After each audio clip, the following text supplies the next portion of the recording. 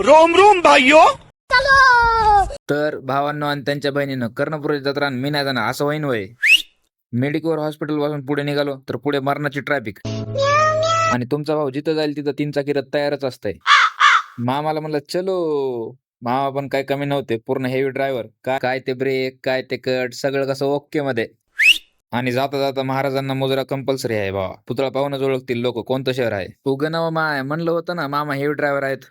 असं दाखवावं लागतंय कसली ॲटोची क्वालिटी, खटक्यावर ब्रेक आणि जाग्यावर पलटी.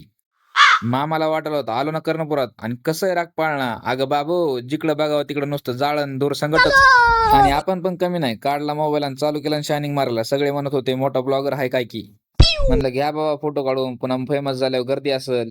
आणि इकडे मामाला म्हणलं 2,000ची नोट नाही का ठेवली. मामा म्हणते 400-500च्या नोटात टाकरिंग. म्हणलं राहू द्या बाबा, खिशात नाही आनंद बाजीराव मनासारखी गत व्हायची. आणि बाबू इंडियाची माणसं काही पण करू शकतात. हेच बघा लंडनच घेऊन आलेत इंग्लंड मधून. इकडे आलो तर रेल्वे दिसली. मामाला म्हणलं मामा एक राईड. मामा म्हणते जा ए भाऊ, तुझ्या वजनाची तर रेल्वेच आहे. आणि जोर तर पहा, स्वतःच पैसे देऊन स्वतःचीच फाडून घेतलीये. जीव डायरेक्ट कपाळात आलता ह्याच्यात तर. इकडे पण म्हणले एक राईड. मामा म्हणले पहिली फुरसत में निकल.